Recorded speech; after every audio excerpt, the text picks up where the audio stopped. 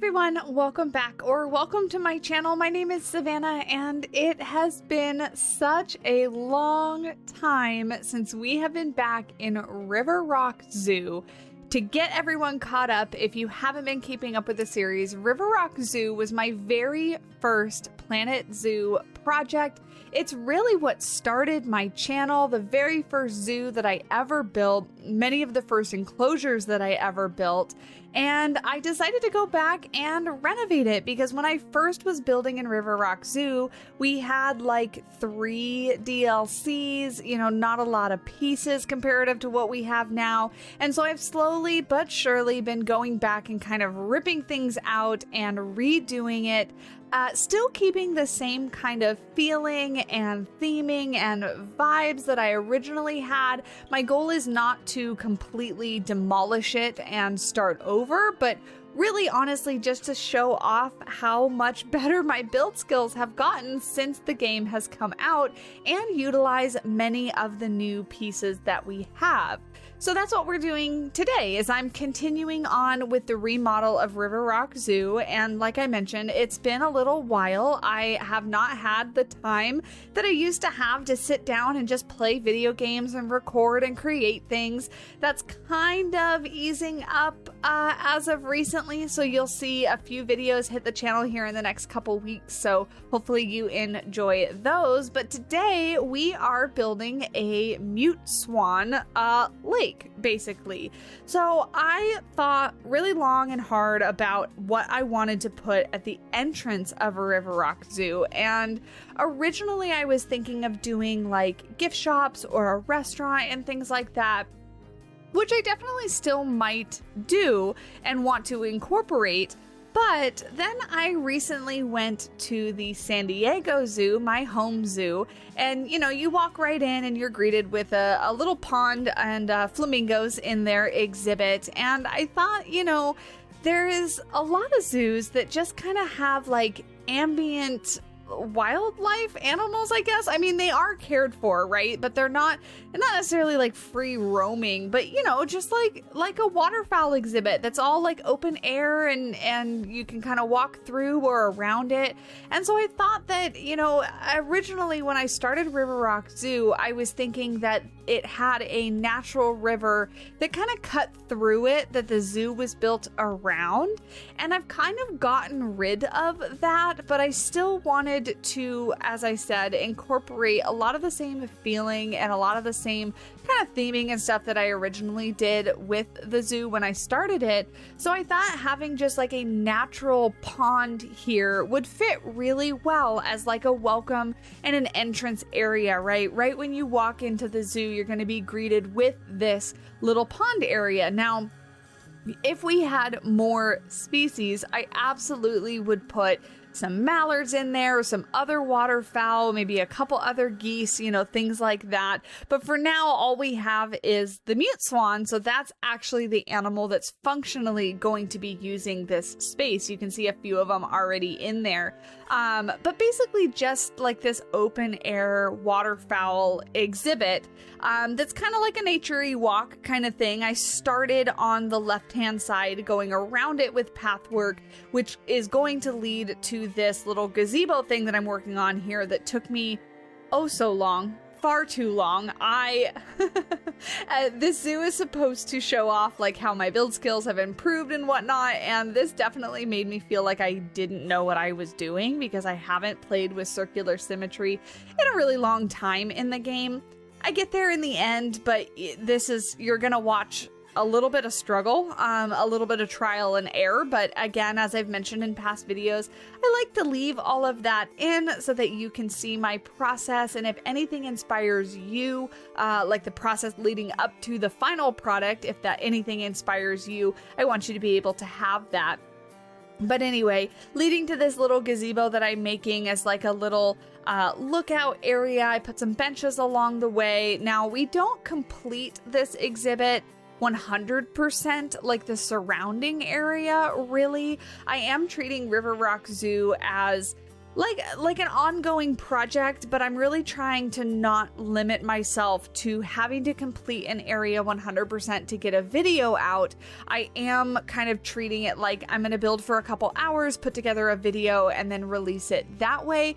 Having myself not constrained to like finishing a habitat 100% has been really, really helpful for my motivation and my inspiration. So hopefully that works for you all. But I think this is, it turns out really, really well. And I'm very, very happy about how it looks inside the zoo as you first walk in. So I do think that on the left-hand side of this, I probably will put maybe some restrooms, maybe a restaurant, or just some food area. I'm kind of thinking the last episode that I released was our flamingo exhibit, and originally I was going to put a restaurant there, but I might end up turning that into a gift shop. I don't know. Let me know what you think, because we have both in the game now. We have gift shops and we have restaurants. And so now I have this big empty building that I can actually put something functional in it.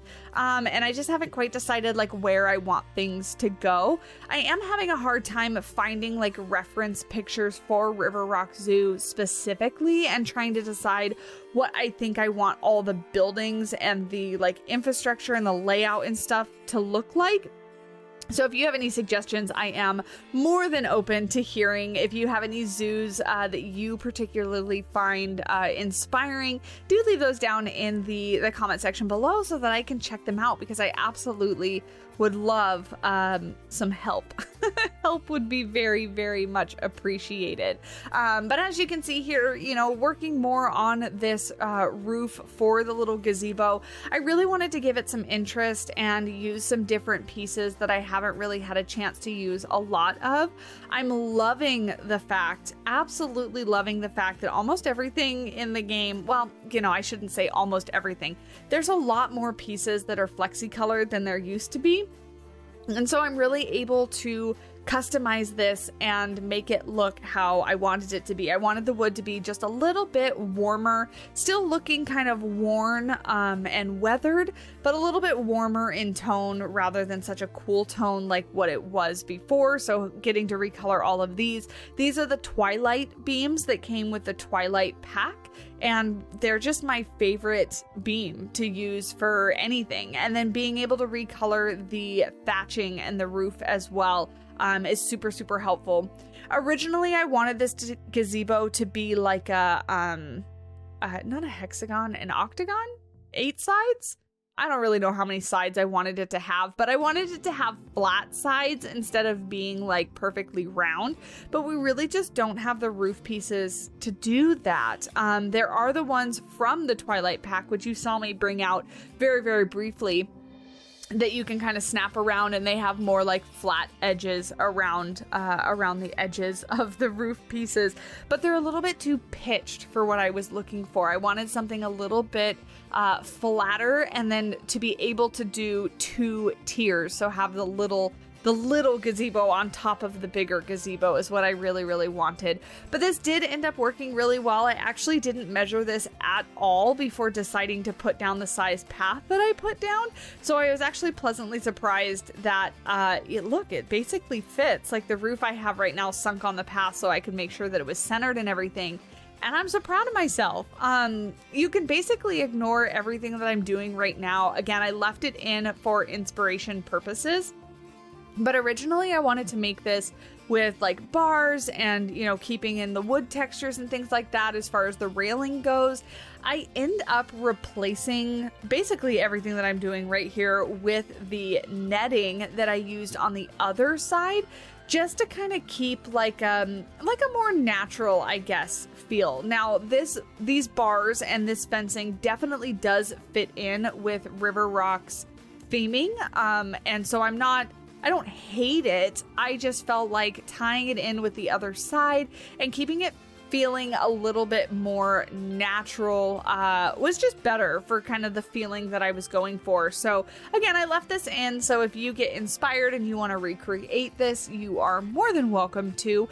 I am capable of putting this up on the workshop, and I feel like I say this almost every time I sit down and do a voiceover for a speed build. I haven't yet, but I will try really hard to remember to do so, to throw that up there so that you can use it if you'd like.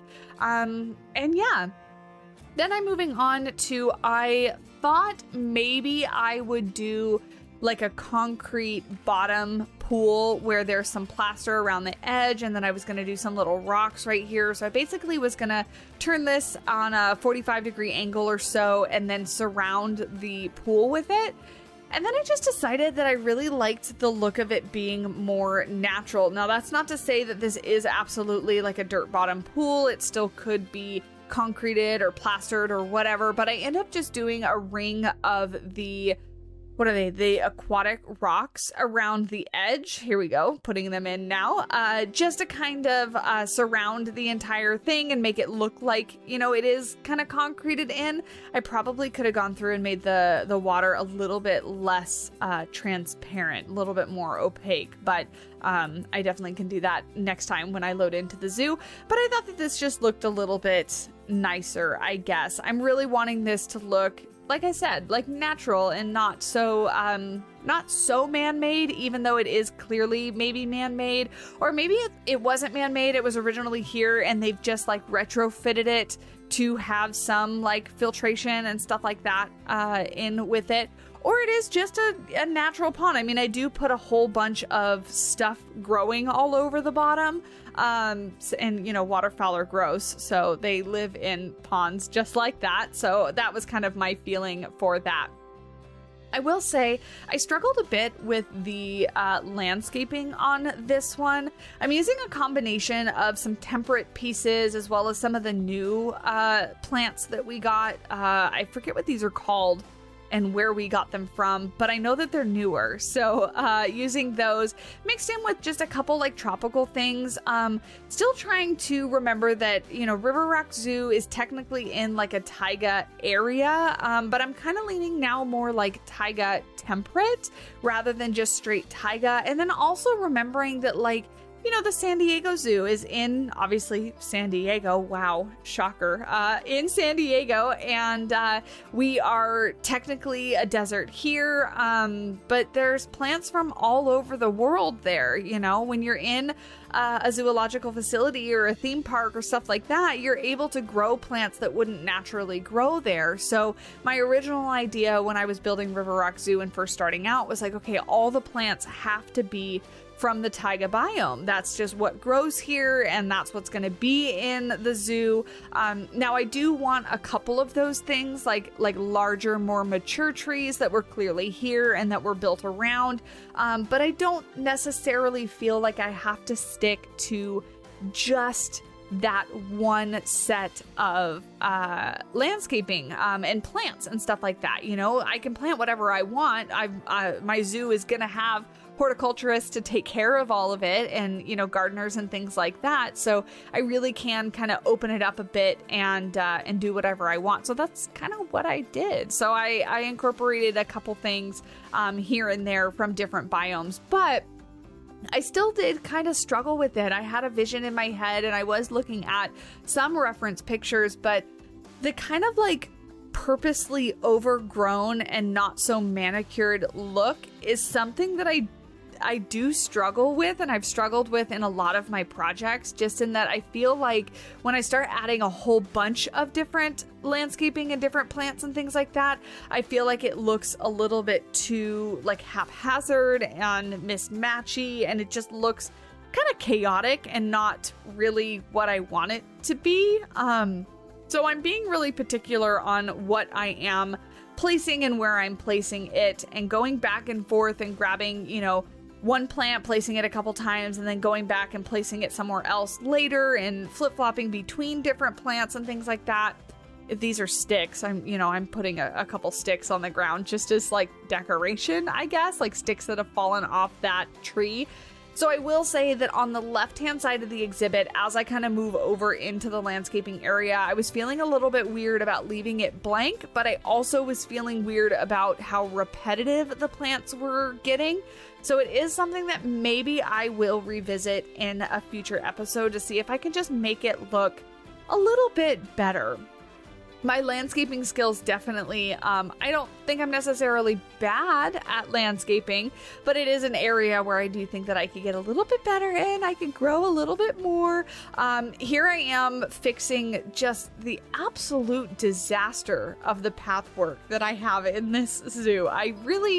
I don't know, you guys. I don't know how I let it get so bad, but I'm basically deleting a lot of the stuff that was on a grid that wasn't aligned with the first entrance area and fixing it so that it is all on a grid. I obviously still want it all to be covered with the stuff that I've raised up above, my tiles that are made of plaster and stuff like that.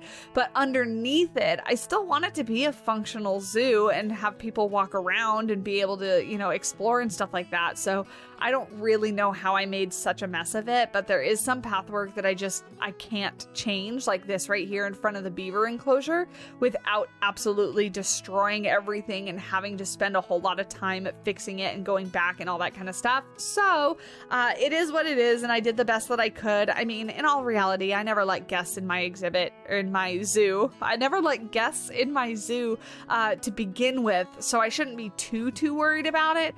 But, you know, at the very end, when I do eventually put River Rock back up on the workshop for everyone to explore, and if I do, for whatever reason, want to put some guests in there just for some like screenshots or some B-roll or something like that, that there is the possibility of that and that they will walk around and actually be able to use the zoo. You know, that happy medium between like building something that's pretty and that I like, but also making it usable for the guests in the game. It's kind of always the balance I'm trying to strike. Now I'm getting in the barrier here. Now, despite the fact that I have escapes turned off and the barrier was placed along the actual barrier of the exhibit, as I was watching my swans, they made quick work of just hopping over, walking along the path, and then hopping back in. So they do kind of get a little bit bold and decide to go wherever the heck they want to, but I'm not too worried. Again, it's sandbox mode. I rarely ever play to like actually play, so I'm happy with them just kind of hanging out and staying like, you know, near their exhibit, and for the most part not escaping and wandering all over the zoo, and especially because there's no like notifications or annoying little alerts and whatnot. So putting in their little gate, just kind of thinking like, you know, obviously the keepers would have to get in there somehow, the horticulturists would have to get in there somehow to take care of the landscaping and all that kind of stuff. Bringing in a couple more like large trees. I kind of wanted the left-hand side of the exhibit to be fairly shaded as like a nice little nature walk. I also really wanted to incorporate like the increase, what is the word? Not increase, the height difference between the front of the zoo and slightly behind this, because there is a slight incline, and I wanted to make sure that River Rock didn't end up completely flat. So I am trying to keep in some of the elevation changes. That's the word I was looking for. Elevation changes that are already in the game. And so I end up making like somewhat of a back rock wall behind this. And I think it ties in really well with the, you know, the beaver habitat to the right, and then the rock wall kind of continues around, and it basically makes sense of why there's an elevation change. Now, how guests are going to get up there and the pathing and all that kind of stuff, haven't even begun to think about that yet, but that is a problem for future Savannah in a future episode. So for now, I'm just happy with the rock work and kind of giving it a purpose, you know, making it built into the backdrop of this little lake area. But yeah, from here on out, you guys, it's basically just landscaping and going through. And I feel like I again, was trying to strike this balance between like a variety of different plants and things like that without making it look too chaotic and using too many different types of plants. I do think I'll go through and pick out some more like gardening plants, some more things with flowers and stuff like that. Maybe put some signs next to it, as in like a purposely planted plants, you know, for like a garden for people to walk through, that kind of thing. But that'll be maybe in next episode, maybe not. I'm not quite sure where I'm going to go from here. The flamingo exhibit was just to the left of this, and then we moved it, you know, to where it is now.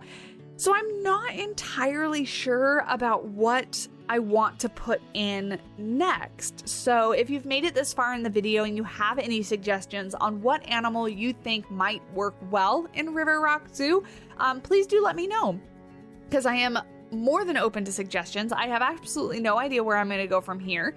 And then I actually just reminded myself, I pulled a couple things off of the workshop, which I didn't film myself placing down, but you should see in like the end cinematic shots. I pulled like a little waterfowl feeder off of the workshop, and I'm going to apologize right now. I do not remember who made it. But if you recognize it, feel free to call out that person in the comment section below. I also did pull out, I did make some custom billboards for signs. I pulled the original kind of education sign that Planet Zoo has for the animals, and I replaced it with a couple of my own pictures of the mute swans just to make it look a little bit more customized.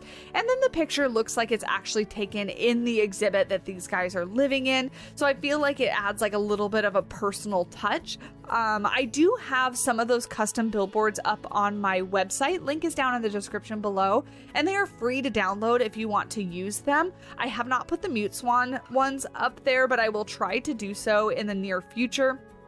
I also did create a couple custom billboard signs, actually using an AI generator, and it did a fairly good job. No idea if it actually says anything of substance or anything truthful on it, but it's got some pictures of the mute swan, and I thought it was good enough just to add a little bit of education. Give it a little touch of that like realism, you know, it's kind of what I'm going for. Realism, but also just like looking pretty. It's a balance. It's a balancing act. But we're done. We are completely done. We're going to take a look at the cinematics. Look at those cute little babies. I absolutely love the mute swan babies. They are my favorite, and they wasted no time. They got right to it. I had babies within like a few minutes of having this zoo playing. But yeah, so let me know what you think down in the comment section below. I'm really happy with how this is coming out. And I'm really happy to be, you know, back building in Planet Zoo, back in River Rock Zoo specifically. So yeah, that's really all I have for you. I'm trying to take up the rest of the time till the end of the video here, as I always do. But as soon as we hit cinematics, my brain kind of goes blank. And then, you know, I'm like, oh yeah, it's time to end the video. So that's kind of what I'm doing. But I appreciate you guys. I know content has been a little bit scarce on the channel, so again, if you've made it this far and if you're enjoying at all, leaving a like does more than you know, and I greatly do appreciate it. Commenting and of course subscribing help as well, so I appreciate you, and anything that you do does not go unnoticed. And that's it. So I'm gonna sign off here. Thank you so much for watching, and I will talk at you in the next episode.